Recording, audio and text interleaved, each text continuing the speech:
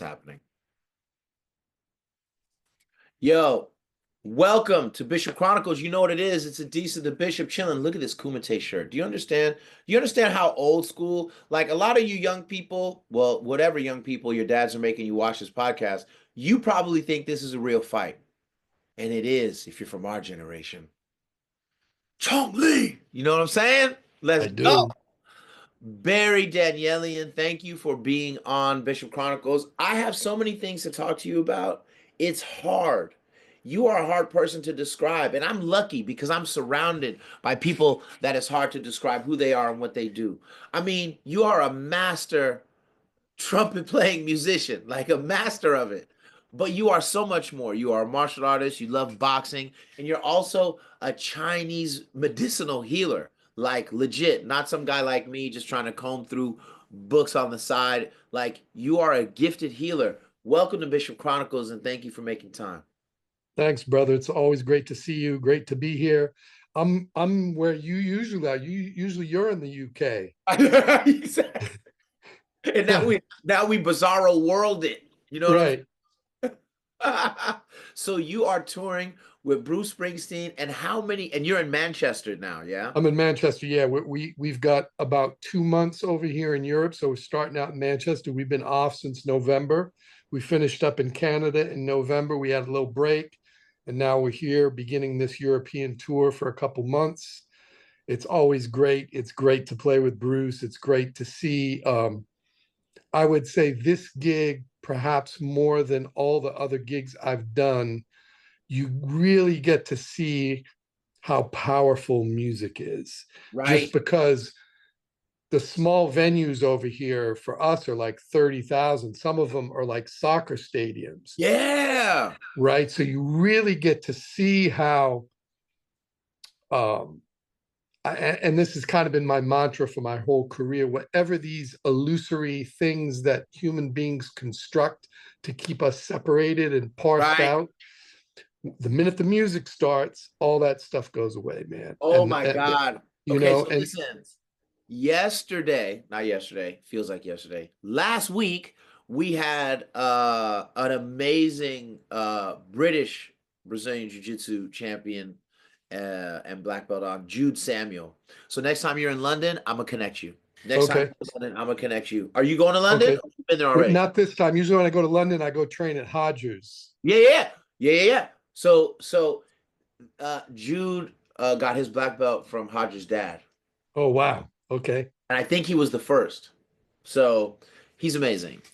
In any case, we were talking about the house scene in London and how it built a lot of bridges in tough racial times. You know what I mean? And obviously, Right. hip hop's done that here in North America. But I think for you, obviously for you, it's gonna resonate deeper within your soul, and you're gonna be able to observe a lot of its nuances. I would imagine that you can observe a lot of its nuances more just because of your journey in music. But talk about what you're observing and feeling more because I want people to hear that because I've been an advocate more and more of people traveling, even though stuff's weird with the passports and stuff right now. Right. Right. An Right. advocate is people traveling because we don't get to experience our humanity enough in North America.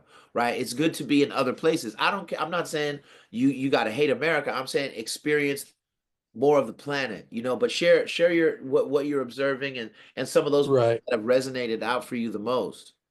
Well, I've been traveling. Man, I finished music school around 1984 and was pretty much on the road, I would say at least 30 weeks of the year traveling from that time until 98. Wow. At that point, my daughters were 6 and 8 years old, and I just felt like I didn't want to miss seeing them grow up, and I didn't want to be like the phantom dad who's somewhere on the road. You're a real man. You're a real man. So I stopped touring and stayed home, um, really until they were like about to go to college. Right.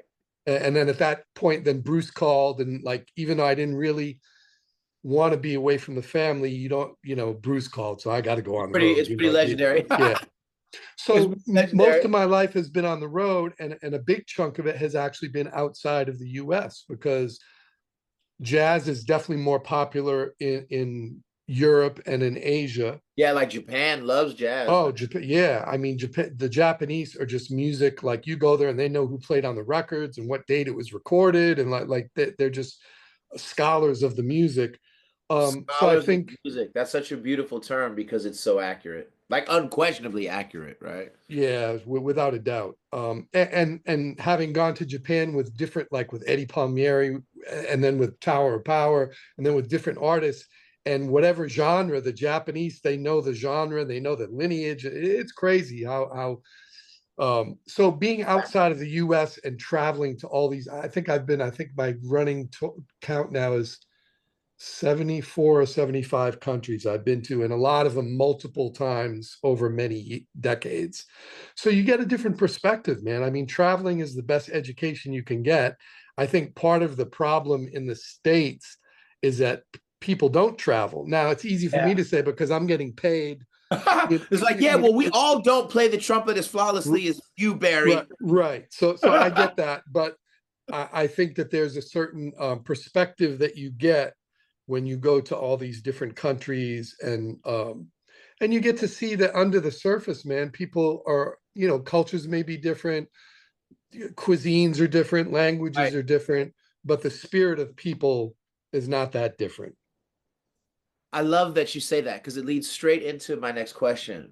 You know, you toured the world with Bruce Springsteen. What's a moment on stage that changed your perspective on music or performance? Because I mean, it's people.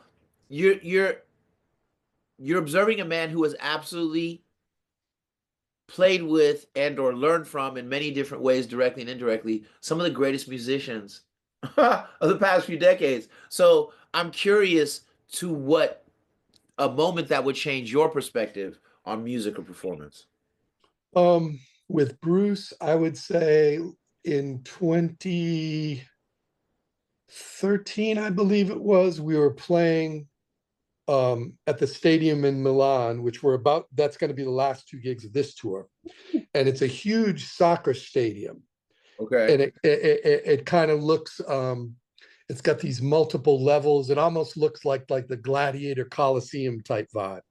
And we Mm. walk out on stage. I think it's like maybe 60 or 70,000 people, and they had these huge placards that the fans were holding up that said, "Our love is real."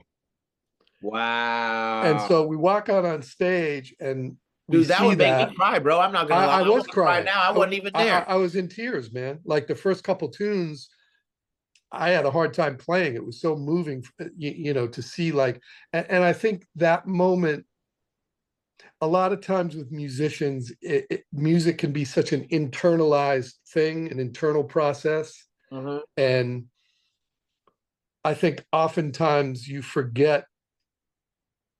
it can be easy to forget how much what you do impacts other people.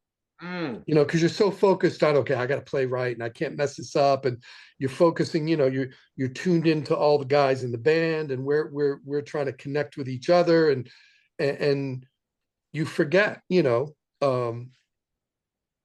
that moment really like made me realize it. You know what? That's Like we really are affecting people, and music is it's a powerful thing, man. it's one of the best medicines on earth. You know what I'm Yeah, saying? man. Can I tell you some this is just musical just because you're so great at everything in music. Like I was in the UK doing the stem cell tour, trying to get the stem cell money together for my knees. And I was with my lady, and she played for me an artist I never heard before, a jazz artist named Omar Sosa. Oh yeah, yeah, yeah. And he had this song called, I think it was just called Habibi or Ya Habibi. And we were zipping up towards Scarborough, in the north of England. And like hearing Omar Sosa blew my mind. Like I loved it. And I love her for exposing me to that, among other things. But I was like, how have you gotten to 55 years old and not known about Moroccan jazz? I I didn't even know it existed. So then when we got back from our trip, I started pulling up other music from him. And man, he's blown. my mind, bro. Blown my mind. Music is such a fantastic tool for engaging others and yourself, isn't it? Right. Without a doubt, man. Without a doubt. And you get to, I mean, in a certain way, it's very similar to like food, to eating a cuisine from a particular country. Right. Like you kind of, when I eat chebujem, like I feel Senegalese when I'm eating it. Like, I feel You're like a like, I'm in connection to that here. culture, and so I think music has a very similar type of a thing where you're able to really connect to people's spirits on a deeper level. More um, authentic for sure. Right. and it's interesting with Bruce because his, for full disclosure, I wasn't like a Bruce fan growing up. Right, My right, idols were Miles Davis and Herbie Hancock and right. Wayne Short. Like I was a Make jazz guy and sure. an Yeah, yeah, R&B yeah. Like guy. I'm coming through For, with the jazz greats and the legacy. You feel me? right. That's kind of where what my training was, what my aspirational thing in terms of my own music, my own musical journey. And so jazz and R&B. When I get to New York, like in the 80s, Latin music comes into the mix because I could Yeah. work a lot, Yeah. playing salsa gigs. So I wasn't really like a Bruce fan, but then I start reading the lyrics of what he's writing about. And you're like, And oh, even though the metaphors are kind of uniquely American in terms of right. like the Chevy cars and Right, right, right, right, right, right. but the meaning behind them is very universal, and I think that that's what people resonate with, man. Dude, that's You're why people love him forever. Right? Yeah. I mean, just I plain, mean, he's plain and beloved simple, wherever we go. He's beloved. And if you're a youngster who is not up, you need to take a moment, right? That's super real. Hold on, I pulled up this. The reason I was in my phone while you were talking is because I saw this yesterday. Okay, a guy named Ibn Battuta.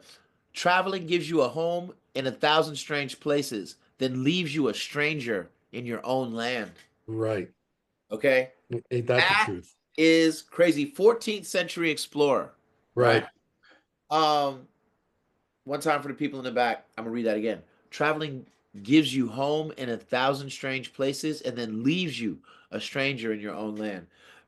How hard is it when you get back to be you? Or were you more you abroad than you are at home? Um, I think yes to both. Yes to both. That's I why mean, you're. Go ahead.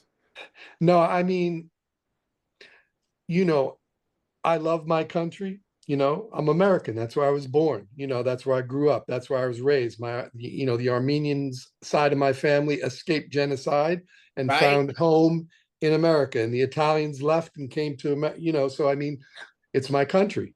Yeah. And I love the people and I love the ideals that the country is supposed to stand for, although Founding principles. the And founding principles, although I think right now the distance between those ideals and the reality might be as far apart as they've been, at least in my slavery, lifetime. probably. You know what I'm saying? Yes. Right. Um, but dude, I feel at home anywhere. Oh my God. I Stop feel at home playing with my anywhere. cranium right now. Bro, Socrates, I am not Greek nor am I Athenian. I am a citizen of the world. Yeah, I feel at home anywhere. I could live, Okay? I I feel could the live anywhere. same way, bro. I love Asia. I love Italy. South America. I spent a lot of time in South America. I love Cape Town. I went to Cape Town my first time on the African continent with Bruce. I loved Cape Town. Dude, So I've I only can, heard beautiful things about that. In fact, I know a guy down there I need to connect you with. Um, I love this quote and the timing of it in my life to be able to share it with you and have this thing. But it is true, right? Like years ago, I was like, I want to be a citizen of the world. As soon as that's my favorite quote from Socrates, and I love Socrates. But that quote speaks to a consciousness at a time when everything was tribal. Right? right, You are only Greek or Athenian, right? You might be Greek and Spartan, and that's different. right, You know what I right. mean? Let alone another continent, let alone another continent on the other side of the other side of the other side. So to Yeah, see yourself as a citizen of the world at a time when everything was 1,000 more times more tribalized than now is unbelievable. right. Man. Yeah, the tribalism now is just called something different, but Totally. Yeah. but Patriotism. I think that whatever that protective force field that people feel they need to put up Yeah. to delineate themselves, whether it's, I'm American and he's French, or Yeah. I'm a Republican and he's a Right. Democrat, or whatever it is. It's all a type of tribalism. It is, man. It is. Right.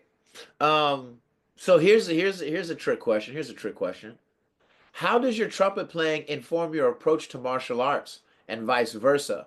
Are there surprising parallels between the disciplines that you've observed in your journey? Yeah, and I would extend that to Chinese medicine as well. Okay, okay. Yeah, yeah, Now we're yeah. getting spicy. Now we get Because spicy. when I enrolled, just to give you the backstory, like 2015, at this point,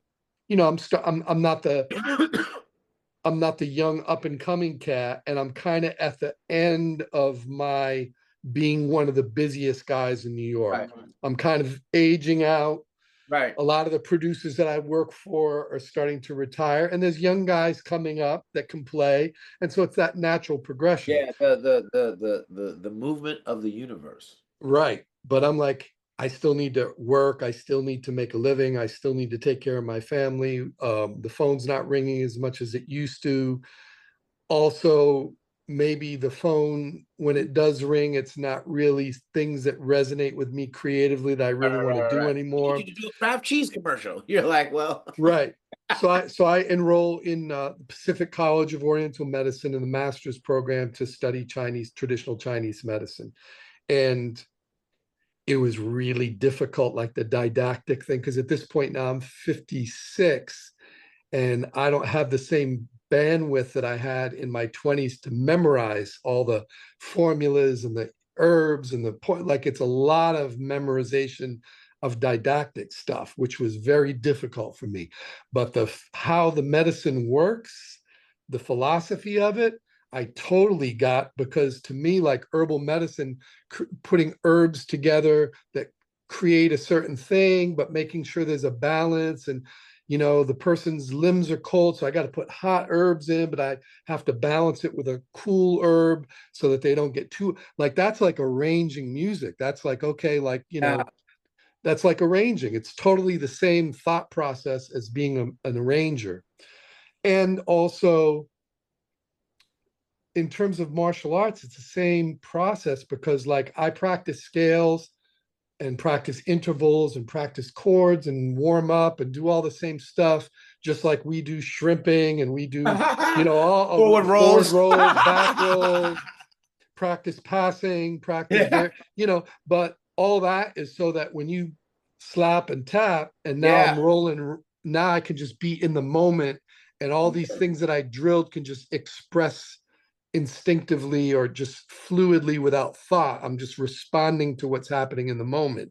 And this is very much what happens, if I'm playing with a rhythm section with improvising, like I'm just responding, because all that basic kind of the didactic stuff has been drilled and drilled and drilled and practiced so much that it's internalized in such a way that now it can just express.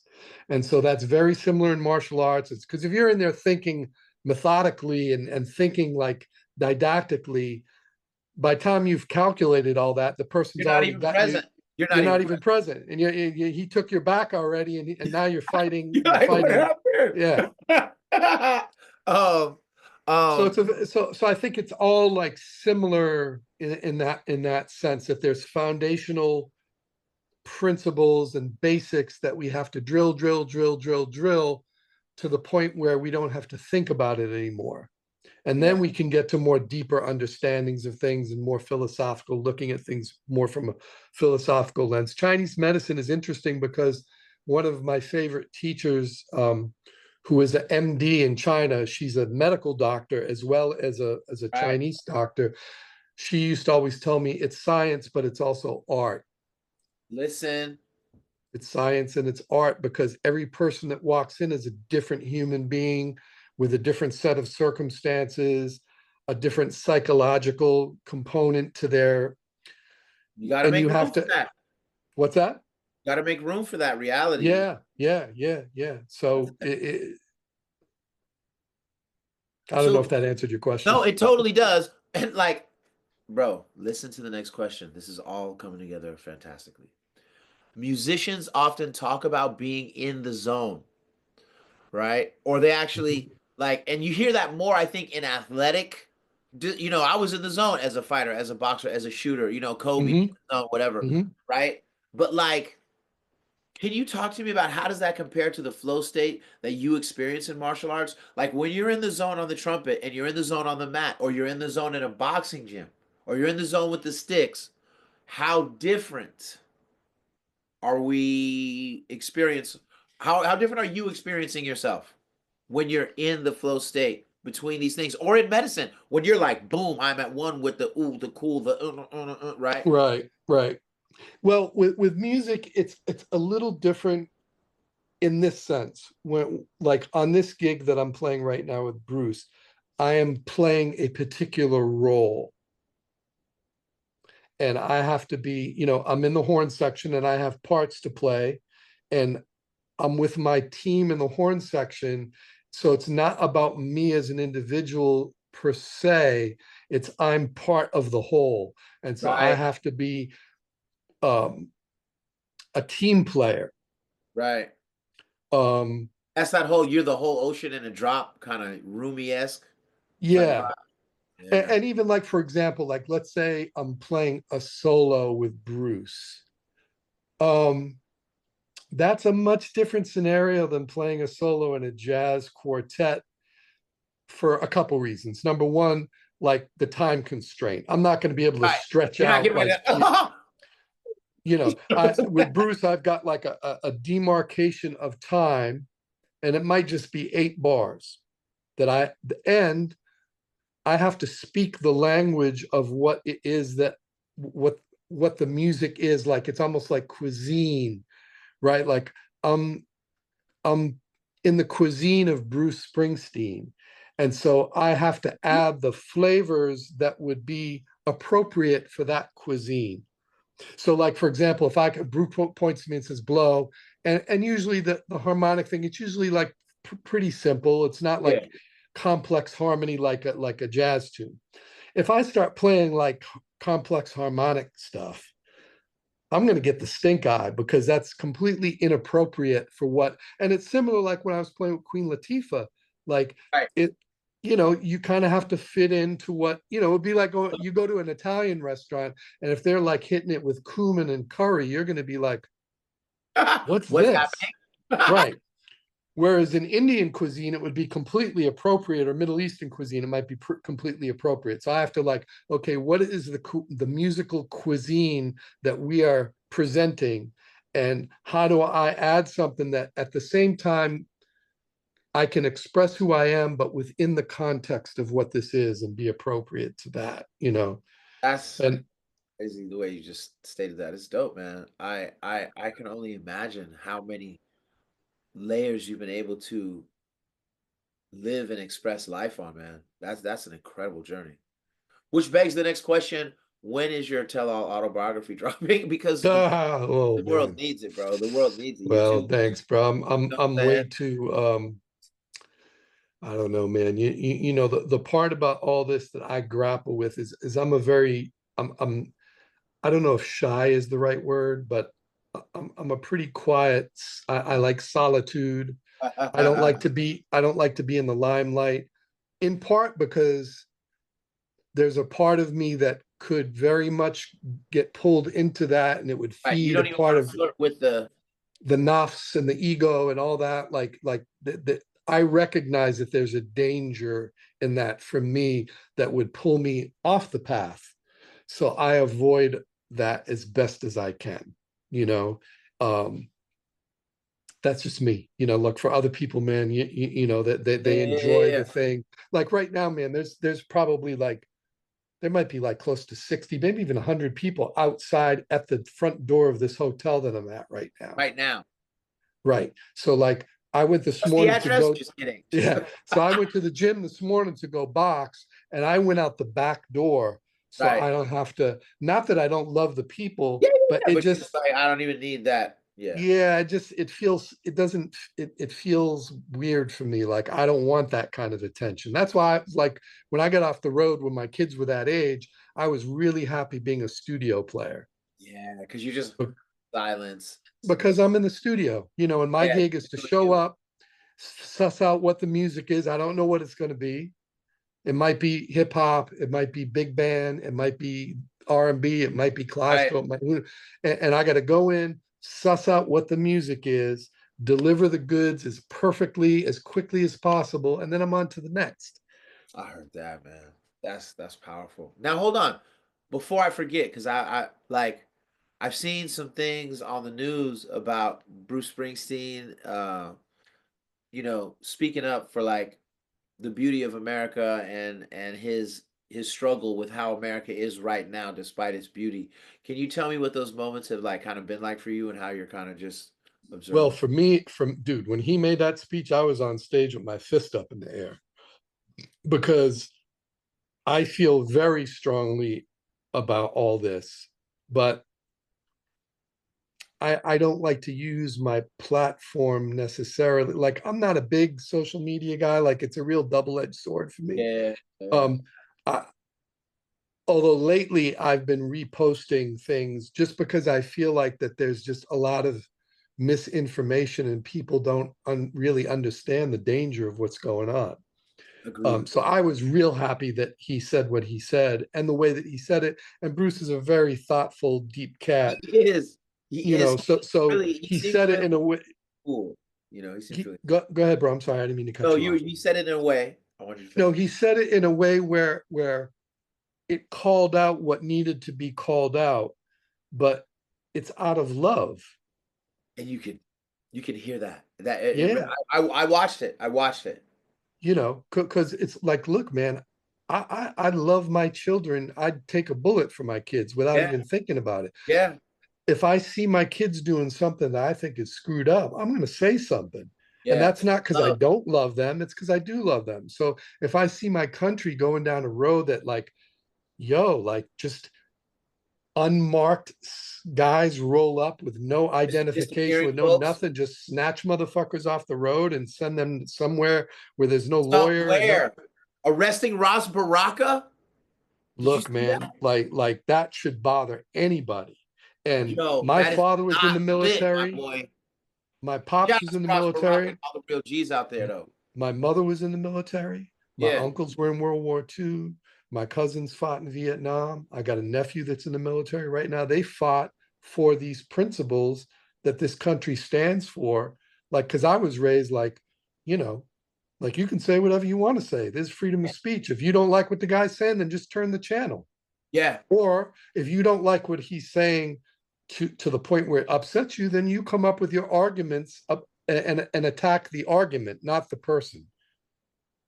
It's powerful. I'm gonna see if I can find it right now, but my boy Tom Patterson, my G from GBRL in Leeds, he gave me this book on Marcus Aurelius's life. Mm, It was written a really long time ago, like I think in the 50s or 40s, and then the guy's wife found it and then passed it on to some friends so they could kind of, finish it up and tighten it up. And it came out like in the 50s or something like that, late 40s, I think. I I probably won't be able to find it right now because I haven't been in this book recently, but there's a section where he talks about how the entire Greek culture at that time was just dedicated to everybody pursuing wisdom. right. And it blew my mind because I was like, look at America right now and look at America, period. Can you imagine if for like 50 years, all citizens just tried to pursue wisdom, get wisdom, and share wisdom for 50 years? How different would this country be?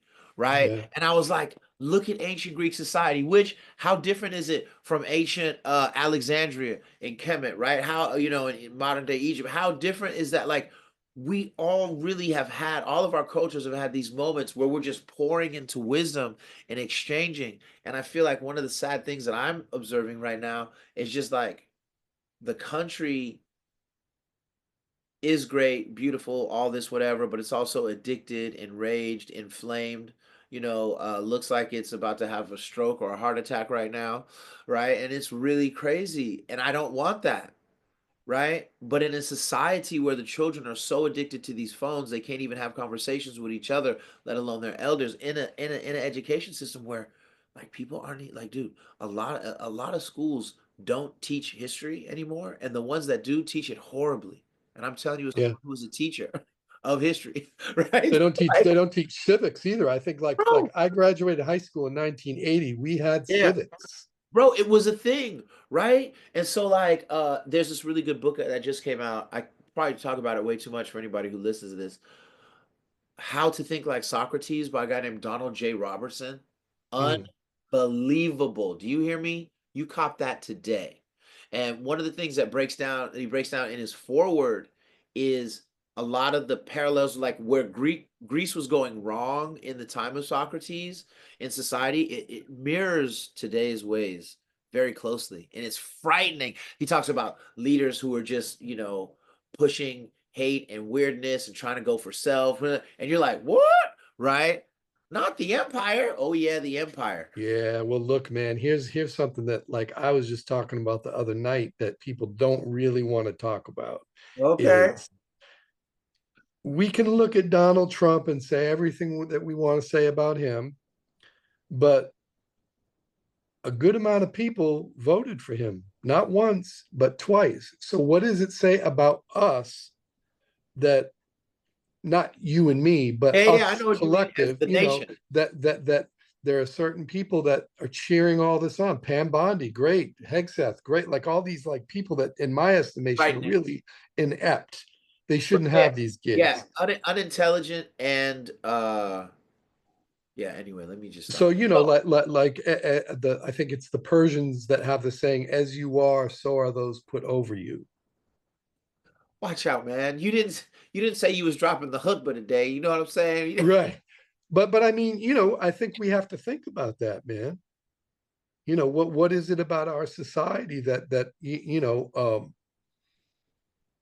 led to this, No, it's true. It's so weird to come from the parents I came from, who raised me to be a great black man, but also be a great human, with those kinds of intentions. And my father worked for the uh, airlines, and my mother was at home mom for a lot of years, but she was moving mutual funds, and so I traveled a lot early, more than other people, especially in the 70s, right? right, And to have my parents be so proactive in everything that they try to teach me about black history, about American history, about world history, to take me to all these different places and have such a good intent as an American citizen about what you think you're capable of or your country's capable of, and to see all of that wobble like a crazy top into what we have right now, it is right. simply unbelievable, man. But Uh, it's not surprising, bro, to be honest with you. Like no, like I'll frame this in medicine terms. yeah. If a patient comes to me for the first time, the first thing that I have to do from them is get an accurate history from them. And if they leave out parts of their history that maybe they're ashamed of or they don't want to tell me about because Maybe they it's might feel judged or whatever. Yeah. right, then I'm not going to be able to accurately diagnose what's going on. Like, Yeah. and so how are we as a nation supposed to course correct when we don't even want to really look honestly at the How we got totality of our history? Yeah, how we got here, who are the main bad guys for real? Right. And now we're Not banning the elite. books and we're leaving all that stuff out of the educational system. I'm Uh, saying, uh, bro, uh, it's so crazy to be in America right now, and I believe we'll get over it, but it's gonna be rough. You know what I'm saying? well, you know what? When I treat patients in the clinic that have dermatological issues, Yeah, it manifests on the skin, right. but it's really an internal thing. Ooh, break that down, bro, because I've been catching staff a lot. Um, and so what I always tell them is, okay, I'm going to give you these herbs, but it's probably going to get worse before it gets better. Yeah. because if you put the steroid cream on, the doctor will tell you it goes away. It's not going away, it's going back in. You don't see it on the skin, it went back in. Yeah, yeah, yeah. I give you the herbs, and maybe for the first 2 weeks, the eruptions are going to really flare out because we're trying to purge that shit out of your Push that stuff system, out of you. because we're trying to resolve what that disharmony is at the root of this problem. Bro, And can I hit you up and find out about this staff then? Because yeah, anytime, man. Yeah, anytime. But a lot of times that's what happens is things get worse before they get better. yeah, and I think that's what we're looking at. But we like the quick fix. We do. We like the quick superficial fix. Yeah, man. I'm Not hungry. this one, homie. Well, I'm hungry. The McDonald's is right there. Well, let me just grab this. Yeah, but Rather than, you know what? Let me stop. Let me make a more educated choice. yeah, informed and loving, right? Like Right. I think that, I know it sounds so like I see people when they debate online a lot, someone will often accuse another person of virtue signaling. Right. Like, oh, you're just trying to virtue signal and da da da da. But like, again, like this podcast mainly deals with like Stoic philosophy and things like that, and philosophical ideas and spiritual ideas. But like, like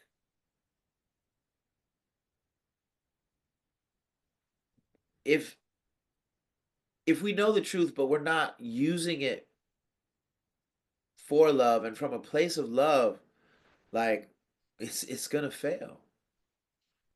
It's definitely gonna fail, bro. Yeah. It's Now into definitely gonna Chinese fail. medicine, I wanted to run by you as both a performer and practitioner of Chinese medicine. How do you approach the physical toll that touring takes on the body? I have seen so many artists who tour and just their bodies fall apart, or it's the polar opposite. Um, the artist works out super seriously because they know and have either experienced or observed the toll that the touring takes. Can you please talk about that? And like, would you give advice to maybe young musicians who are starting to tour? Right. Well, whatever I know as far as doing the right thing is only because I did the wrong thing for so long. When I was younger, like I was doing all the same crazy shit that people do when they're young, Yeah, Um, and that's actually what led me to Chinese medicine, because I was having these serious digestive issues, and the doctor was like, well, just take this pill. And well, how long do I have to take the pill for? Well, forever. Well, what if I stop taking the pill? Well, the issues will come back. And I'm like, well, then you're not really fixing shit, are you? Like, right. and so a friend of mine said, why don't you go see one of these guys in Chinatown, one of these herb guys? Yeah, So at this point, my only exposure to Chinese medicine was watching the kung fu movies as a kid. kung but fu but theater. that always fascinated me, like the Of needles. What are course, these needles, and what's this, like they're bleeding the pot, the they have the so cups. I go to this cat in Chinatown, and he brings me into the little room, and he starts feeling my pulse, and then he's asking me these questions that, like, how did you know that? He's feeling my pulse and says, when did you have the injury to your ankle? Like, I twisted my ankle playing basketball when I was like in high school. And Wow. now, like, how did he know that? And I'm like, wow, this is fascinating. So then he gives me these herbs. He says, look, you have to be more mindful of what you're putting into your body, your food. And so he gave me advice on changing my diet up to a more healthy nutritional thing. Right. That took time to get that through my thick skull. But Yeah. once I started taking these herbs, these symptoms started going away. And within a month's time, I was cool. And I have never had those problems since. That is And eventually I changed the digestion. And then a few years later, I start getting a little more serious about Muay Thai and Filipino martial arts, and I'm competing now. And you right. get banged up when you're Oh, competing. And heavily. so I'm going to this Chinese medicine clinic with a guy named Tom Bisio, who's a renowned martial artist, and his clinic was mostly martial artists and performing artists. And Yeah. I'd go in there with these massive black and blues, and my foot's blown up from Muay Thai, and he'd put poultices on and do acupuncture. He says, all right, well, leave it wrapped up. One time I went in, man, my foot was blown up, not black and blue, black. Right. my top of my foot ran into the guy's elbow. And I'm hobbling, I can't move. So he puts this, he grinds up the herbs and makes a Right. poultice and puts it on, does some acupuncture. He says, come back in 3 days. I come back in 3 days. They unwrap my foot. The swelling is completely gone. There's just a little trace mark of pink where the bruise was. The bruise is completely resolved. And then he reset the bones in my foot because there's so many little, the carpal Yeah. bones and whatnot. And I was back in the gym training. Like, if I had just done the ice and the Yeah. Yeah. Yeah. Yeah. Advil, Yeah. I wouldn't have been able to train probably for a month with an injury like this. Dang, dude, So, that's I'm crazy. seeing all this, and I'm sending people, and I'm seeing like everybody's getting these great results, and so it just planted a seed. And then fast forward, that same practitioner, he wrote my letter of recommendation to acupuncture school, and so eventually I end up going down that road. But back to your question, I think everybody has to have a program that they follow when they're on the road. If you're doing I do the gig and then I'm going to go out and hang all night and drink and get high and chase women, and I'm not saying this in any judgment kind of way, Yeah. but Yeah. eventually there is a price to be paid for that, because when you're performing, you're putting a lot of energy out, physical energy, mental Spiritual. energy, spiritual energy. And when you're young, you can kind of get away with that, but you're tapping into these resources. Yeah. Um, like in Chinese medicine, there's this concept of your source chi, your yuan chi, like kind of what you came into this world with. Right. Right. And how my teacher taught it to me was that that's your savings account. Oh, okay. Okay. Okay. Your food, your drink, your exercise, your like kind of healthy living is your checking account. And so your Mm, checking account should be sufficient to be able to pay for you living your life. But if you're kind of slacking on the checking account, you're not sleeping properly, you're not cognizant of proper nutrition, you're not doing exercise, you're not doing meditation, you're not doing all these things, then the body's going to have to now tap into that savings account. right. And be like, hey, Right. And some Chinese scholars believe that source chi, the kidney source chi, that pre-heaven chi, like that right. if you use that, that's not restorable again. And Have you hung so out with RZA? Have you ever met RZA I don't know from if I've met Risen. you guys need to meet, bro. I gotta connect you guys. This is bothering me. I don't mean bothering me bad. I mean bothering me good. Like you guys I should know gotcha. just period. So I think for musicians and performing artists, like you have to have some program. Like, so for me, my program is I get to the city that I'm in. I Google boxing gym near me, MMA gym near me, jujitsu near Yeah. me, and I Yeah. try and find places to go train. Or at the very least, the hotel has a gym, and I'll go like lift or like I try and do a daily thing of either that or yoga, or I'm doing Tai Yeah. Chi. I'm doing Yeah. something. And then I try to make wise decisions. I'm not like a monk. Like, I believe in the 80-20 principle. It's what you do Yeah. 80% of the time. Yeah. So Yeah. look, Yeah. if I'm in Italy, man, I'm going to go have some It's pizza in good. Naples. It's happening. Right. I'm sorry, but most of the time I'm trying to make healthy, nutritious choices. And these days at 63, sleep is so important, man. Like just getting quality Need sleep, help, bro. I'm in bad shape. I'm sleeping horribly, like for a long you time. know. Like I more mean, than the days of me being able to get 5 hours of sleep and get back on the horse again and go, those days are over. I have to get good sleep. Otherwise, you know. Can you tell me what misconceptions about Chinese medicine would you most like to correct for Western audiences? Right? I think there's two main assumptions. The main assumption I think in the West and America is that yeah, this probably doesn't work and or like it's got lead in it or something. You know what I'm saying? Like Right. Well, I mean, yeah, there's a few things. I mean, back in the day, they used substances that are now obsolete, in part because, you know, animals that are on the endangered species list, like or just the philosophical thing of cruelty. Right. We think a little different about that stuff Right. now.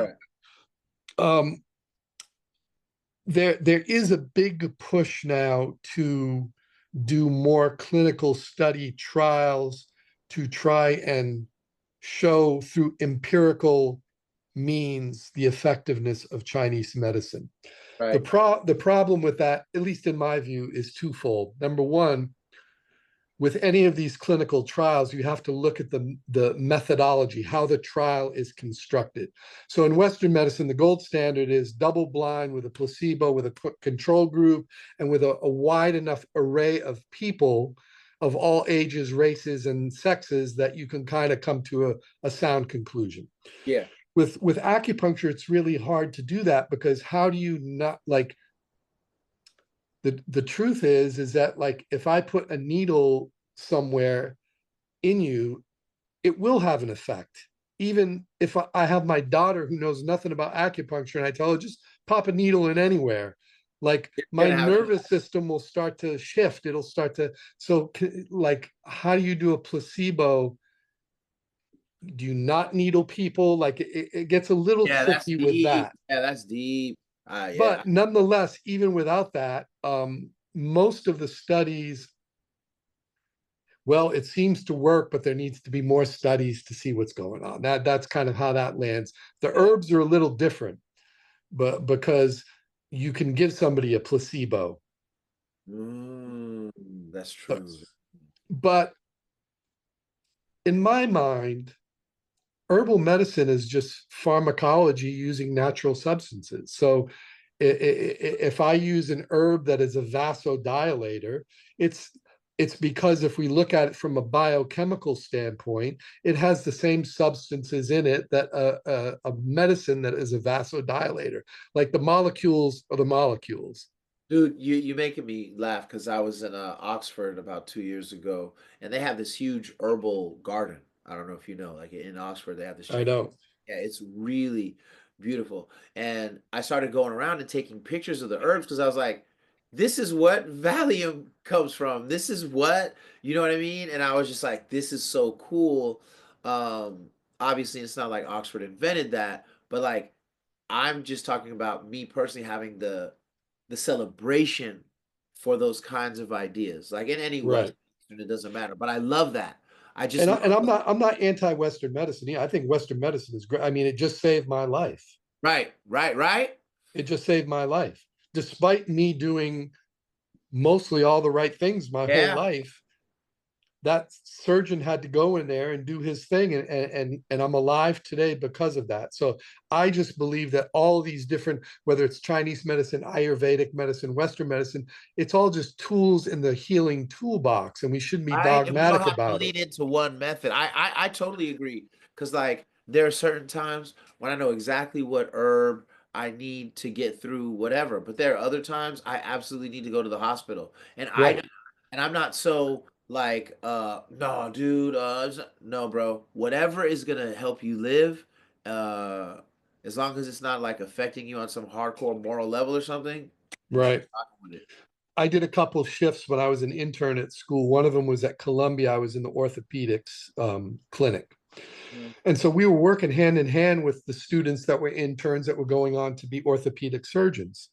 And um, with issues that did not require surgery, they found that our acupuncture treatments were actually, we had more tools to deal with that stuff. Mm. That's deep. Um, so a lot of times it would be okay, you know, you've got like impingement in the shoulder that's causing numbness and tingling in the hands, right? It doesn't need surgery. What it needs is we do acupuncture and then you go do some PT. Right?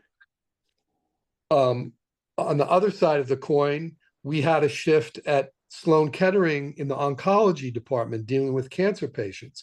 Yeah. Now the chemo is more effective and it's quicker because it's so precise to attack the specificness of, there's so many different types of cancers. Yeah, Where yeah, we yeah. came into play is we were very effective at helping the patient overcome the nausea and the side effects of the chemo, Wow. and to build their chi, build their like their Real energy. bioelectricity, to build to optimize their physiology so that they could not only deal with the treatment, but recover quicker afterwards. You know what, man? Now, Go ahead, and then I have a no, question. no, I just think that that's where medicine is headed. I think Yeah, no, no, no, it's headed absolutely, to, no, no, no. and I don't We think gotta the make way medicine to, like Jeet Kune Do right now. You right, know what I mean? right, We right. have to be Bruce Lee's Jeet Kune Do, the way of the intercepting fist, and use what is useful and abandon the other things. We need to do that in medicine. Right. 100%. And just like to the naysayers, and I've had people that, well, I've done acupuncture 15 times and it didn't work for me. Okay, well, it didn't work for you. Like, I know people have gone for years to get rid of migraines to all kinds of and it didn't work for them, and they came to me and I knocked it out in 4 treatments. No, My basic thing is acupuncture. Chinese medicine has been around it's been codified for about 1600 years, since the Han Dynasty, but it's been around for over 2,000 years. Things don't last that long I that don't actually, work.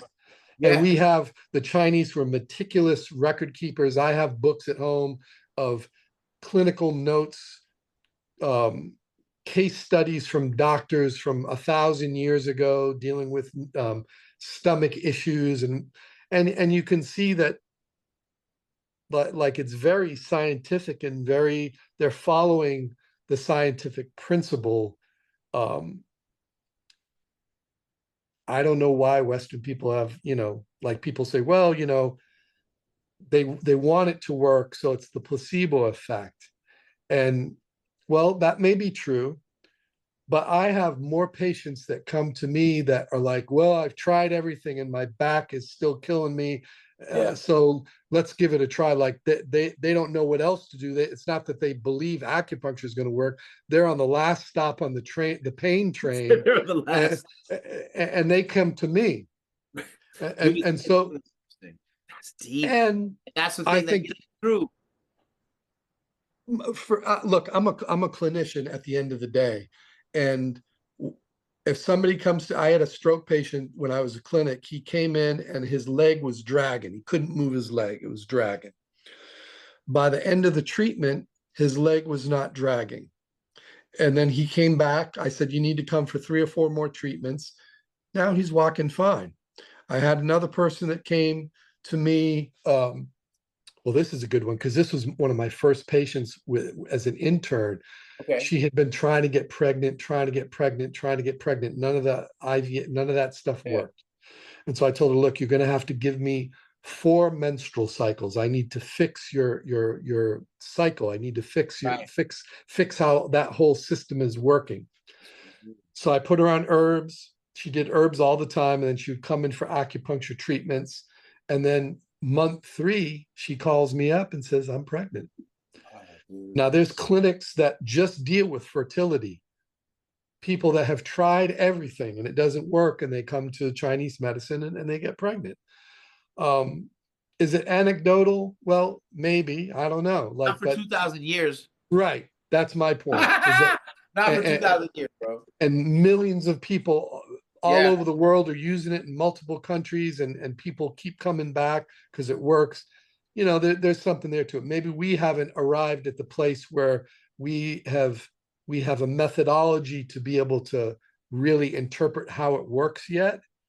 And in the classical books, there's a lot of metaphysics and a lot of poetry describing it. It's that they don't use scientific empirical language. Like, for example, Real. that they talk about ghosts, right? Now, I asked my teacher, well, what do they mean by ghosts? And so she broke down the language, and you'll relate to this because we have the same problem with Sufi texts. Yeah. Translation becomes an issue, and words can take on a semantic field rather than a specific thing. So what she 100%. told me was, well, when they're saying ghosts, basically they're really talking about more psycho-emotional issues. They're talking about a person continuing to carry something that no longer serves them. And Yeah. that's what they call the ghost. So now, if you're saying ghost and the person has that mindset of everything's just dogmatic, Yeah, they're going to say, yeah, oh, well, they're talking about ghosts. Ghosts don't yeah. exist. This is a bunch of bullshit, blah, blah, blah, blah, blah. But if you talk about it from that standpoint, that makes, Then like, it I starts can to make a really whole lot of relate to sense. that. I mean, Makes a I lot can, of because, I was abused as a child, sexually abused as a kid. I've Mhm. been carrying ghosts around with me my whole life. It's only been recently, since I got into therapy and going in the program, that I've been able to let go of these ghosts. So the ghosts are God bless real. you. You God know what bless I you. mean? That stuff is real. And Chinese medicine does not separate the psyche and the spirit from the physical reality of the I think person. It's Islamic all medicine interconnected. is similar, isn't it? What, I'm sorry? Islamic medicine is similar, isn't it? So yeah, very much so. Because I mean, your nafs and your psyche and the spirit, like that informs. I mean, look at how many people are suffering from anxiety and depression. And Yeah. if those things are left unresolved, eventually it manifests somatically, and now there's physical symptoms to those things. Can I ask you, how has your work with Bruce Springsteen changed their perception of medicine? Like, have you Has had any, how has your work with Bruce Springsteen's team changed their perspective of traditional medicine? Like, has there been people who you tour with who are like, oh, Barry's on that, all natural stuff, Oh and yeah, I yeah now they're no like, no hey, my arm's back. You know what I'm I saying? give treatments to like whoever needs help. I help them. The crew guys always the back and the shoulders, and because these Right, guys right, are right, right. they're working so hard, and then performers, like a lot of musicians are. It's an interesting thing between musicians and athletes. A lot of time the athlete issues are overuse. The Mm. musician issue is fixed positions. So you're a fiddle player, you're like this Right, for you're just hours you a shrunk day. up like that. Yeah, yeah, You're a cello player, like I'm like this all yeah, the time, you yeah. know. And then I'm in the martial arts, so I'm always so I have to like open up like so. It's really interesting for me as a practitioner to see the difference between when I have performing artists come to me and athletes and martial artists mostly that come to me with mostly musculoskeletal issues. They manifest in completely different ways because of how we're doing, you know. But yeah, like when I got my license and I was a practitioner now for a couple of years, and then the tour jumped off in 2023. I told the roadman, I said, hey, I'm a licensed acupuncturist now, so look, I'm not asking for money, but if anybody needs help, I Let me, have my kit with yeah. me, and it'll help me to be able to maintain my skills, and if it helps other people, great. So that's what I've been doing on the tour. That is fantastic, bro. That is fantastic. Now, speaking of martial arts, between boxing, you did Salat, right? Yeah, I did Silat, and I'm an instructor in Silat and Kali. I'm a practitioner of boxing and Muay Thai and Jiu Jitsu. Can I ask you, Absolutely. have you ever met Illustrissimo? Like When I was in the Philippines in '98, we wanted to go visit Illustrissimo, but at that point he was sick and in the hospital, and so we hung out in Luna Park. And on Sunday afternoons in Luna Park, all the what old city is that? Is that Filipino Manila? that's in Manila, all the old Filipino men come out, and you see all these old guys like they ain't wearing uniforms, they're just wearing their street clothes, and they got cigarettes hanging out of their mouth, and they're Right. Rat, yeah, rat. it's unbelievable, man. Bro, bro. I remember seeing footage of Illustrissimo. I'm gonna guess it was 1991. And he was in some hospital, and then they got him kind of to stand up, and they were like, "All right, here's a stick. Oh, Just, he was making mincemeat just out do of some everybody, wasn't he? fundamental movements, brother." He stood up out of that chair or got out of that gurney bed, and I just remember like the way it sounded, and the like it was in his every molecule, bro. Yeah, Like the speed that, like, I was like, oh my god. Oh my God, Illustrissimo yeah, no, it's so gifted, bro. There's a book out on him that I haven't read.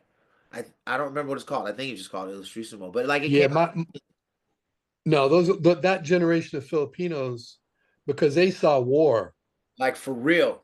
so and the art really grew out of guerrilla warfare. That's where it's, against the Spaniards, and Yeah, even yeah, yeah. further back than that, the Majapahit Empire, and then the Srivijaya Empire after that, like all that kind of Philippines, Malaysia, Indonesia, Thailand, Burma, all those arts.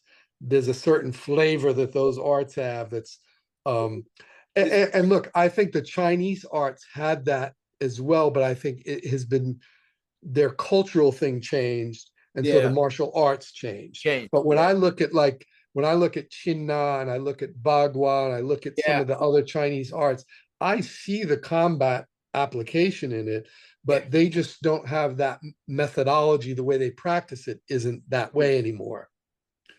Now, Um, have has there been between boxing, jiu-jitsu, and Silat, like which do you think taught you the most unexpected lesson, and what was it? um, Silat taught me that sometimes you have to feel things to understand it. Like when I first saw Silat, I was like, man, that's bullshit, bro. Right, right, That shit right, ain't gonna work. That shit right. ain't gonna happen. And then the guy that I met, his name was Abdul Haq. Uh-huh. And he had like a family system. He didn't have a name for it. It was just what his father taught him and his grandfather Right. taught him. And So, so he was like, all right, well, like attack me. And so I was being polite. And then he got angry. He said, no, man, like attack me for real. And so I came at him, you know. And the next thing I know, I'm like on the ground locked up. And I'm like, okay, show me that again. And he had a way of locking me up that, first of all, I couldn't break fall out of it. So if he really threw me, yeah, if he would have meant it, it wouldn't have been I no. would, For people that don't know, that's when you slap the bat instead of like force right, get it busted. right. And then, and obviously, like when you add a weapon to it, you know, and that's where things get funky with the Filipino and Silat, is that they're just assuming that there's a weapon. So they're doing stuff with empty hands. And That's so funny. They're just assuming that there's a yeah, weapon, I mean, it's based on it's solving a different combative problem than mixed martial arts is solving, bro. because they're assuming that there's a weapon at play. It's based on that. And it's Yeah, also to a certain, everything they do is rooted in that psychology. yeah. So it's so, you know, a little flick to the eye. Well, that might not do anything if I'm empty handed, but if I have a karamba, it's definitely going to do something. So Yeah, they're just assuming that. And I think a lot of people that aren't familiar with those cultures and those arts make certain assumptions yeah. because they don't really understand, you know. And I think that that's the part of martial arts that disturbs me a little bit. This kind of my art's better than your art, blah blah blah blah blah, It's so sad. braggadocio. It's You so know, and sad. It blows my mind. Yeah, it blows my mind. I love jujitsu so much, and I it's mean, we see it in jujitsu too, the no gi no, it versus the totally gi happens. guys, and Like, man, like, there's the no gi. Like, I was telling my friend, tell me what you think about this. They asked me, like, oh, do you know no gi too? Because obviously I'm old, so people think, like, and I was like, nah, dude, like, I've had people doing no gi after class. You know what I mean? And then when I went to Charles, Charles had gi and no gi classes. Because I think house sessions were normally specialized, sometimes for only a chosen few, or you had to stay behind, right? It wasn't right, original part of the regular curriculum as I remember it. As I right, but now, when Charles came, he has gi and no gi. He was probably one of the first Gracies to see that that was a thing, probably, or was going to be a necessary thing, or maybe he just knew it was a part of the natural spectrum of the art. But in any case, did a lot of no gi there, man, and guys right. were good. You know what I'm I saying? mean, I So, do no gi exclusively, not because I have anything against gi, but just I need my hands for trumpet yeah, playing and and for for that that acupuncture. that that tension, yeah, yeah, yeah. And I just found that the little bit of gi that I did, my fingers, and I'm like a little arthritic anyways No, from and that poly. is absolutely, dude. I have trigger finger, man. I need to talk to you about that because my lady said you need to go see an acupuncturist and get rid of. Yeah, you should go. There's a school in an acupuncture school, a great school in Oakland, and they have a clinic at the school, and it's very affordable. What's it Like, called, so bro? I'll send you all the information. Because the thing with acupuncture Up there. is the model here is different. In China, you would go like every day to get treatments. Right. I see what you're saying. So like this once a week thing, really, It's not. that's It's not not. Yeah. it's Because, dude, not really I have sinus issues that keep me from sleeping. like it cuts my sleep down. And like right now, I didn't sleep good, bro. It was not lit, and I'm kind of wrecked from that. And I was like, you know what? You have had whatever's going on in this nasal area for probably like half your life, and you've never done anything, bro. You're too old to still be sleeping like that with your mouth. Yeah, This is all congested. Now I know. I'll send you information, man. Perfect. Yeah, they'll be able to sort you out. I'm Now, confident of that. here's a beautiful question that I was so excited to ask you. How has your musician sense of timing and rhythm influenced your martial arts practice? Well, that's the stuff that I'm good at. That's the Break stuff it that down. I tend to not have to struggle with. Wow.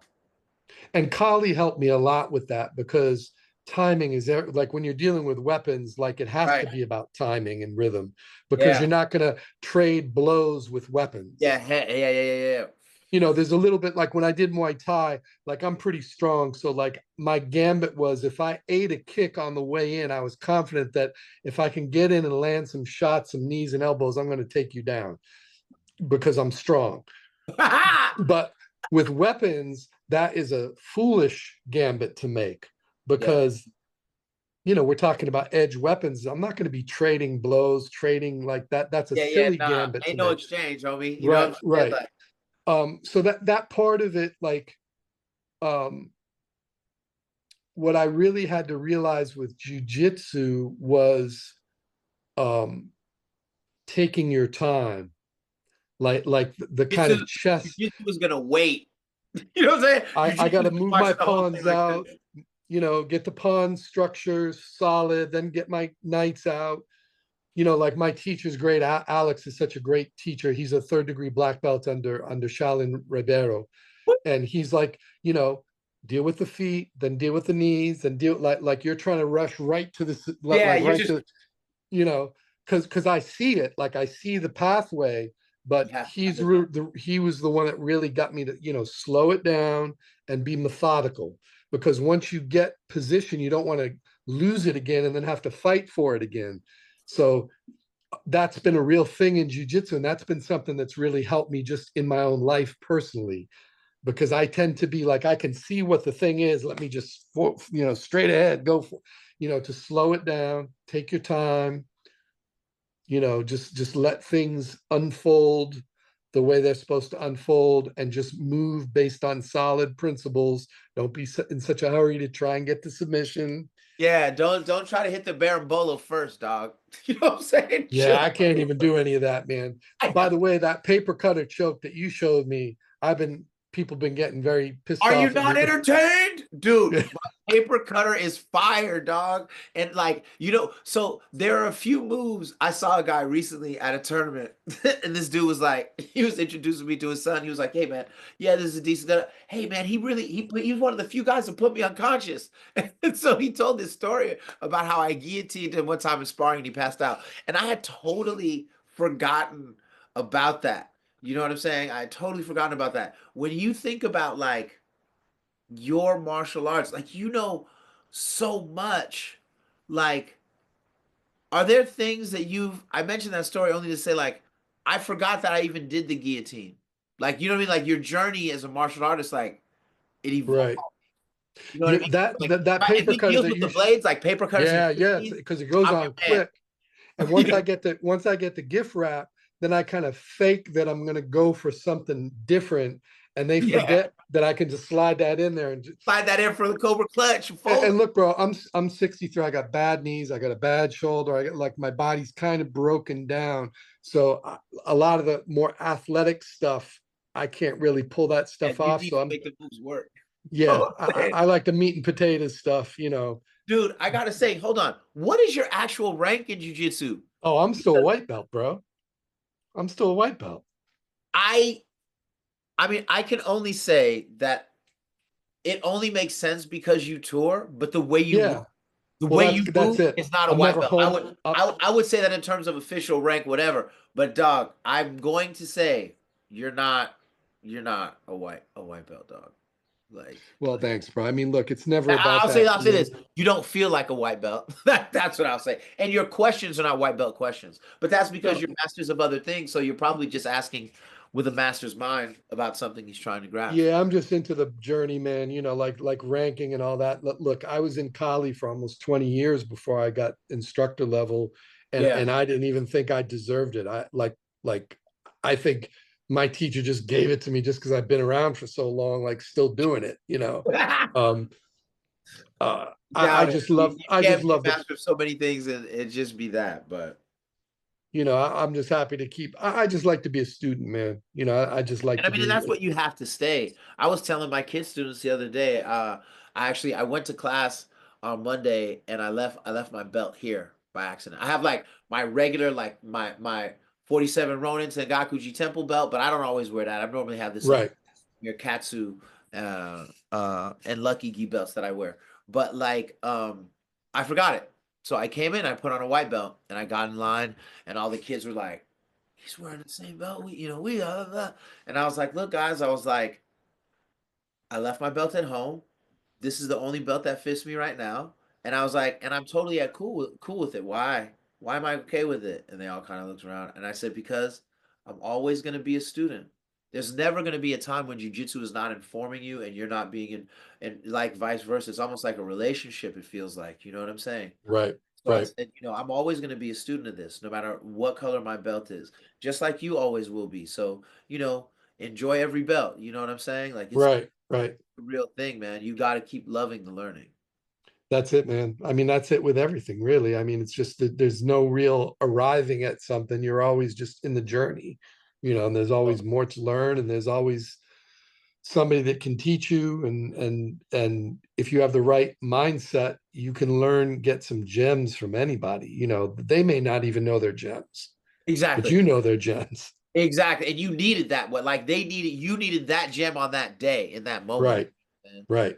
Which brings me to my next thing, man. Like, what similarities have you found between the master-student relationship in martial arts and the mentorship dynamics in professional music? Well, that's a good one, man. I think that Told you, bro. I'm it's not fun. It's funny, man. That the music business is a funny thing. It really. See, when I was coming up, man, especially if you're going to be a jazz musician, right? You. I mean, now there's music schools, and I went to a music school. I went to Berkeley College of yeah. Music in Boston. Shout out Berkeley. Yeah. But what it really was about is you want to sit in a band with older cats. So when I got out of school, I got this gig with Illinois Jackettes Big Band. Okay. And I was the youngest guy, like all the guys in the trumpets, like Johnny Grimes was 70, and he was telling me about, man, there was so much work back in the day that I'd turn down work on Saturday, and my wife and I would go see Sugar Ray Robinson fight at the Garden. So that's the age that these guys were. Wow. And so I just like there's certain things that the books can't teach you, and Yeah. there's certain things that even the records can't teach you. You only learn it sitting next to the person and feeling what they're doing. You get that osmosis thing. And I tell this story all the time because it's such a funny story. We were playing at the Village Vanguard with Jacket's band, and so I'm getting ready to leave to go home, and we got a gig the following night. And Jacket tells me, Barry, tomorrow night we're playing blah blah blah blah blah, and this was a tune that I was featured on. Okay. So I went home the next day. I knew we were going to play that tune that night, and I was practicing all this slick shit to play, working out all this stuff to play on this tune. And so I get up, and normally I didn't play that way on this tune because I didn't know ahead of time that he was going to call it. So when he called it, it was like, oh shit, I got to play this tune. I just stand up and just play. This time I knew we were going to play it the next day. So I went home and tried to work out some berimbolo Yeah, type yeah, yeah, shit to yeah. play, right? Some slick things in the mix. Right. So I get up, I play my little slick shit, and I sit down, and the trumpet player next to me, God rest his soul, Irvin Stokes, he passed away. He leans over to me, he says, bro, what kind of bullshit was that? You were probably practicing that shit all day, weren't you? And I just looked at him, and he Dude. said, He says, nobody wants to hear you practice. When you get up to play, just play from your heart. Tell your story. Nobody wants Oh, to hear you practice. And I whoa. remember that to this day. That was such a powerful lesson. That lesson ain't in the books. It ain't on records. Like you have to Oh be my God. sitting and you have to be humble enough also. Like to me, when I got to Listen, New York, it was always about I need to connect with the older players. I need to hang. Now it's different. Like it almost feels like, it's adversarial, but through the generations. yeah, it feels like the young cats just want to skip over these steps and get to the record deal. And I want to be an artist. And Yeah. look, Lee Yeah. Morgan and Freddie Hubbard and all these cats, like they came up through the ranks, you know. And even when Freddie Hubbard had a solo deal with Blue Note, he was still playing with Art Blakey and the Jazz Messengers. A shout out to Art Blakey and the Jazz You Messengers. know, when I- when Coltrane left Miles's band, he was already Coltrane, but he went to go play with Monk because there were certain things that he knew he could get to only playing with Monk, only in that environment. And how he played after playing with Monk changed, you know. Dude, that's so deep. I have you ever read Ego is the Enemy by Ryan Holiday? No, I haven't. I know Ryan Holiday. Yeah, he's amazing. But in his book, Ego is the Enemy, I believe it's that one because I've read too many of his books, but it's probably Ego is the Enemy. There's an entire, yeah, it is that one. There's an entire chapter on Joe Satriani being the teacher of Kirk Hammett when he got Mm, into Metallica. And that there are so many reasons why Kirk would have had to never study under Satriani. But he chose to, and that Satriani had him doing simple scales and chords in the very beginning. You're talking about Kirk Hammett, this guy, you know what I'm saying? And so he has this whole thing about what a removal of ego it must have taken for Kirk to study under Satriani, who's going to be, you know what I mean? Very right. nitpicky, very, you know what I'm saying? And like I think that that stuff between music and martial arts. I wish there was more of that in mainstream society. And I do feel like in jujitsu, I'm seeing the little, oh, you know, these old guys don't know, you know, whatever, whatever, because they got a good footlock game, as if they made the footlock game up. And then, Right. you know, um, I feel like there's this thing where people are kind of like, oh, so and so would have beat Haleo back in the day. So, bro, you wouldn't exist without Haleo back in the day. Yeah, You that wouldn't that that even exist, bro. mentality. It makes me it short circuits my brain because I think it's really bad. I hate to see that in jujitsu. I hate to see it in hip hop. It's so bad in hip hop right now. You know what I mean? And I don't know what we need to do in greater society to reconnect those and rebuild those because these gaps are creating problems not only for us intergenerationally, but for our children. Well, I think you hit the nail on the head intergenerationally. Like we live in a society where like age is such a demarcation. Like when I was hanging out with a lot of Senegalese, a lot of Tijaniya, like the young kids are with the elders. You know, Yeah. like everybody's with everybody. Like you're getting, you know, and when the little kid speaks, like the sheikh is listening to what the little kid has to say. Like because that little kid out of their purity may have some insight that like the older person may not have, Yeah, dude. or those little societal things that might restrain somebody from saying something. The little kid's just going to blurt it out, and Yeah. there's some wisdom there, you Yeah. know. Whereas in this society, I think like, man, like I had to deal with this like psychologically a lot. Like I felt put out to pasture. It's like, damn, I've been in New York kicking ass for almost 40 years, and just because I hit a certain age now, like, Like, we don't know you, bro. really, that's how this shit goes. Like Yeah. that, you know. So that was like kind of a little bit of a blow, man. That it, you know, and because look, some of these young trumpet players that are coming up, they play so much horn. They play so much more horn than I did at that age because What do there's you so mean much when more you say that? You mean in terms of volume, in terms of skill? Like, what do you mean just the more? skill level on the instrument and the amount of Really? language that they know because there's so much more available to them as well. Right. But there's certain shit that I know that they don't know, and it doesn't exist in those books. They got to come Hey, and hang like invisible jujitsu. right. This idea that like you see one guy grab another guy's wrist, but you don't understand how his structure completely impacts everything this other guy not only feels but is capable of. Right. Right.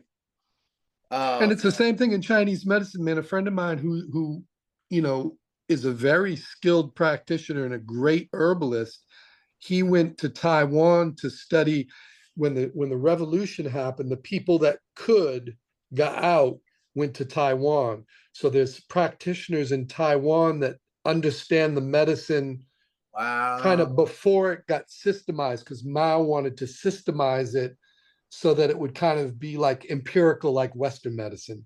And so a lot of the good stuff got left out, or the people that knew the good stuff that dealt more with metaphysics, they Yeah. kind of like hid that a little bit. So, but a lot of those people went to Taiwan, same with the martial artists. And so my friend went to Taiwan to hang with this herbalist, and he thought that the guy was just going to just teach him all the stuff. And what the guy did was he said, well, just come to the clinic. And he just basically observed him in the clinic, watching Wow. him do his thing. And then after a while, then the teacher said, do you know why I did this? Do you know why I did that? And he asked my friend these questions. Right, right, right, right. And so they're not just going to give it away. There's going to be a little bit of a testing to see your character, I think, Mm. because they view this stuff as being gems. This is like deep knowledge, and also in the wrong hands. Like, I can't be arrogant with herbs when I prescribe herbs to somebody. Oh, I could pick all the right herbs, but if I'm arrogant and I don't really like be detailed about the dosage, it could be the right herb. If I give it in the wrong dosage, now this person has diarrhea, or they right. have a headache or whatever. Yeah. And so you have to be humble. You have to be. It's just like with martial arts, with jujitsu, man. Like, we have the ability to really hurt people. So like, you have to have your ego. If somebody says some stupid shit to me in the street, I can't just like fucking body slam them Yeah. down and break Yeah. knee bar them. Like, that would be completely Inverted arm bar. right. Like, You that know would what I'm be saying? now I'm just a trained bully now. Right? And that dude, I gotta say, I tell my kids all the time, like, it's one of the saddest things when you see a kid come in, or this happens with adults too, where they're like, oh, maybe they were bullied, they have insecurities, da da da, and then 2 years later, 3 years later, they get a blue belt, and now they're the bully. Yeah, it's They're horrible, dude. they're they're they're they're creating division in the school. They're making this person feel like they're dumb or ostracized. You know what I'm saying? And I'm like, listen, Yeah, my job as a teacher is to do a lot of things, but one of my main things is to, one, make sure you do not get bullied. But the other thing is make sure you do not become the bully. become a bully. That you Right, know that you're not here for that. That's not my goal with you. Okay. right, So you need to right. be checking that.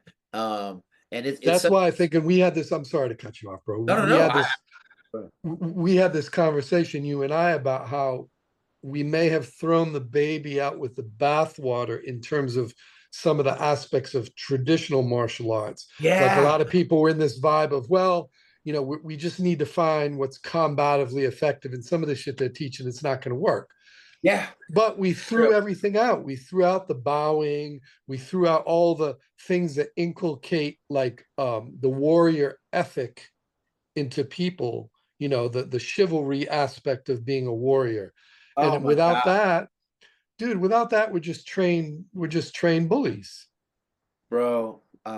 You said a lot there. Like, I actually just attached to like 4 or 5 different things, and like it's it's okay. In the last episode, I had a guy named Daniel Strauss on, and we talked a little bit about what I believe is a crisis of philosophy and a crisis of a crisis of philosophy in jujitsu, right? And that crisis of philosophy is leading to a lot of the scandals and stuff that we're seeing in these jujitsu schools. You know what I mean? Mm-hmm. Like that. At the same time, he's more of a no-gi guy. Daniel Strauss is amazing. He's one of my favorite people. In fact, next time you're in the UK, I got to connect you and him. Legitimately, I got. Okay. Uh, but I get the feeling, and I wanted to talk about it more, but it was towards the end of the podcast. He was kind of talking about some of the formalities of traditional martial arts. Like he doesn't like. I guess he doesn't like the idea of bowing. Now, we didn't get to talk about it in full. I didn't know if he meant bowing to a picture, like like they got the picture of Ayla or Carlos on the wall, and people sometimes will bow to it. Now I didn't. You got to correct me. I feel kind of stupid for even asking this question. Isn't that what they did in judo? Did they do that in judo in the beginning with Jigoro Kano? Is that where that comes from?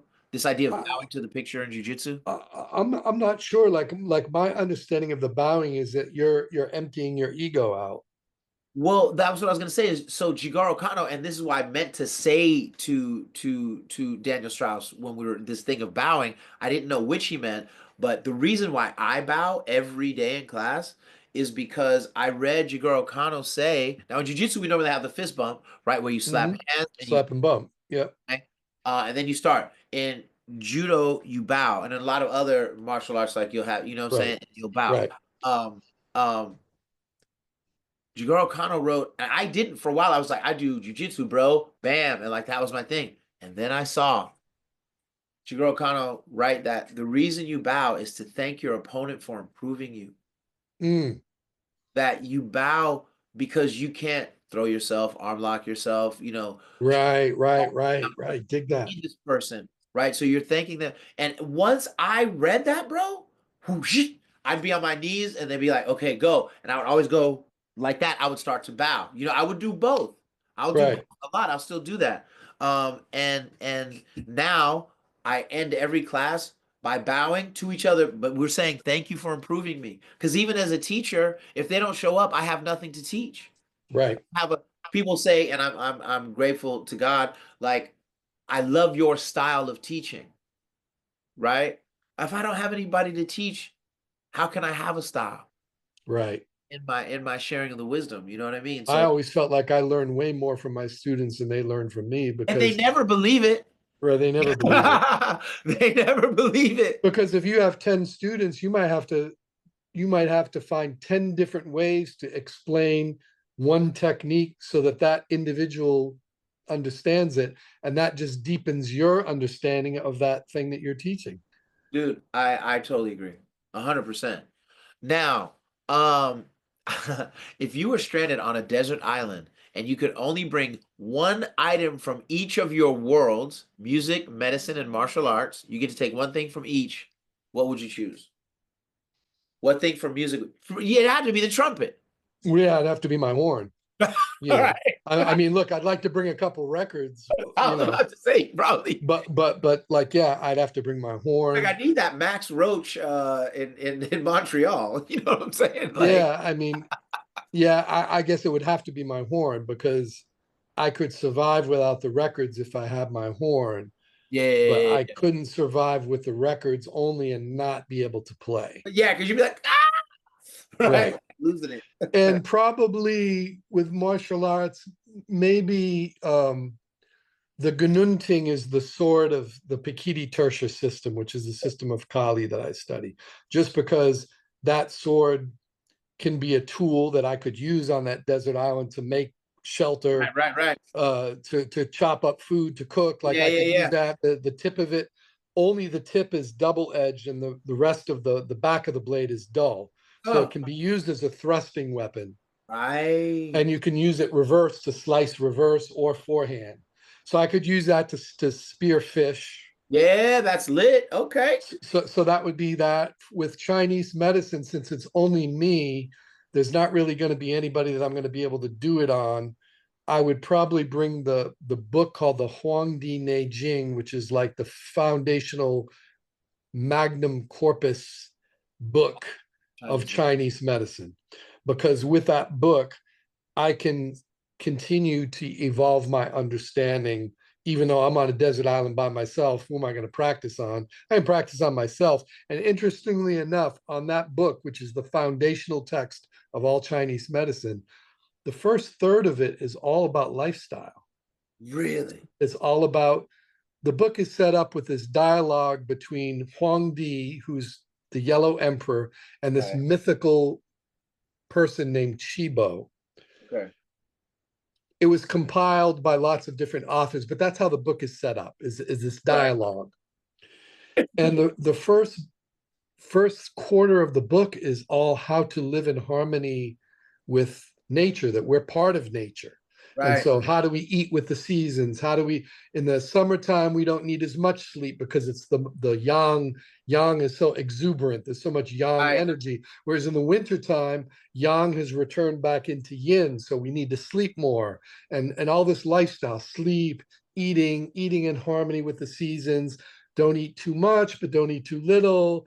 Right. All these things that basically are what we would call in modern parlance like lifestyle. Yeah.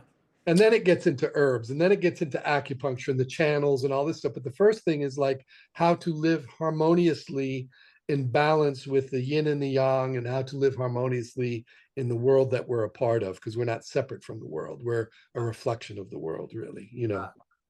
Um, my last question is, after a lifetime of balancing these different passions and paths, what advice would you give to someone just beginning to explore multiple disciplines? Good question.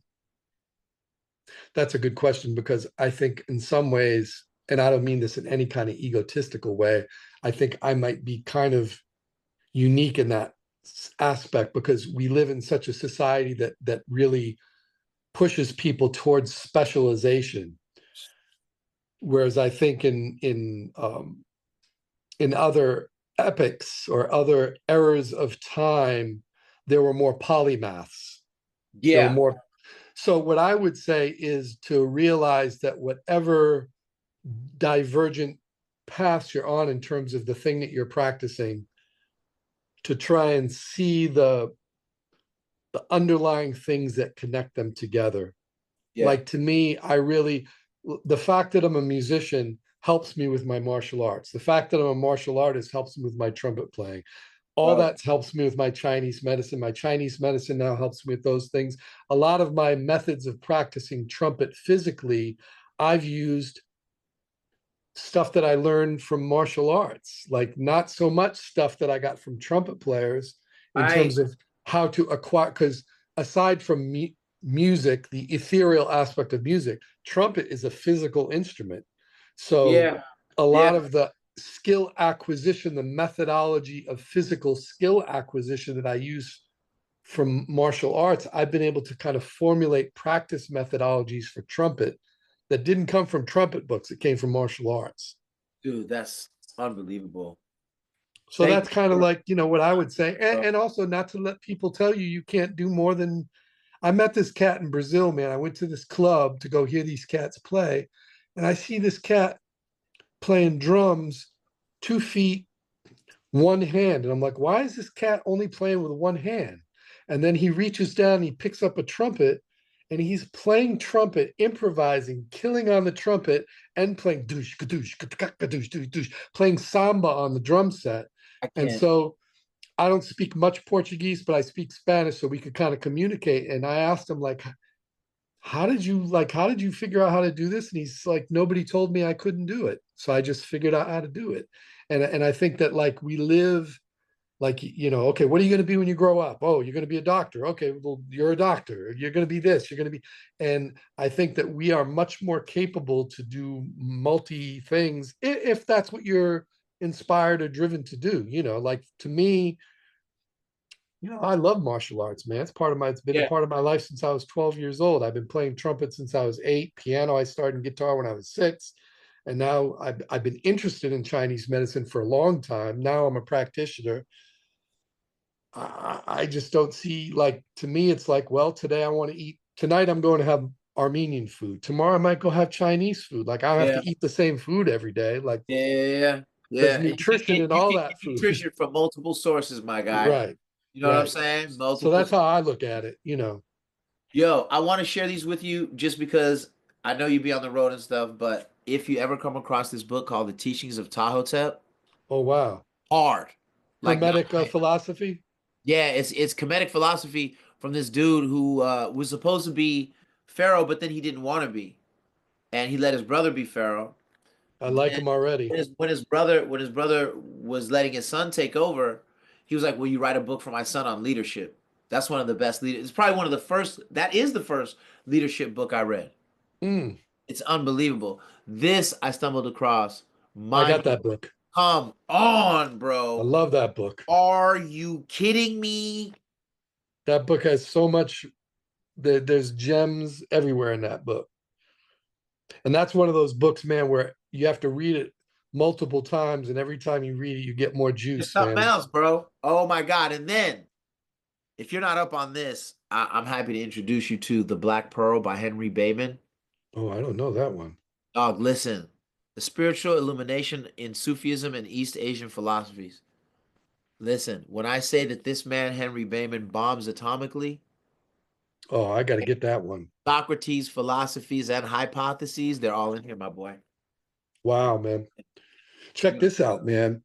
Like early on, right now, there's like a bunch of herbs in the Chinese materia medica that came from the Middle East. It came from the Arab and the Persian world. Right. And early on, there were Chinese doctors that learned Persian and went there to study with them, and Persians and Arabs that learned Chinese that went to China to study with the Chinese.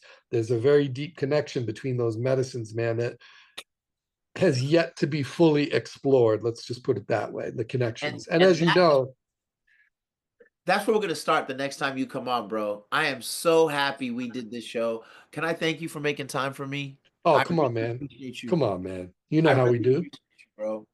Um, I loved seeing you in San Francisco and being able to That share. was so much fun, man. It was fun rolling and learning from you. That was great. I appreciate you. I appreciate Yeah, you. likewise, man. Have a blessed one. And so I don't know. Whenever you get back, bro, like let me know. I'll just come out to Jersey or New York or wherever you be at, bro. Yeah, come on, man. Need to hang. You know what I mean? Yeah, I get back July 4th. Hopefully, I get back in without too many hassles and with all that stuff going on. Like, what can you say, man? This too shall pass. It shall And indeed. look, you know what this is, bro? This Yeah. is the skin getting worse before it Yeah, gets better, before it gets better. because the malady really is internal. It's not the It skin. The skin. is. It is. It is. So man, I want to thank you again. Wait, if anybody wants to holler at you about any of the above that we've discussed, where can they and should they? So they can either go to my music website is just my name, barrydanielian.com. My Chinese medicine vibe is findingbalanceclinic.com. All right. All one word, Finding Balance Clinic.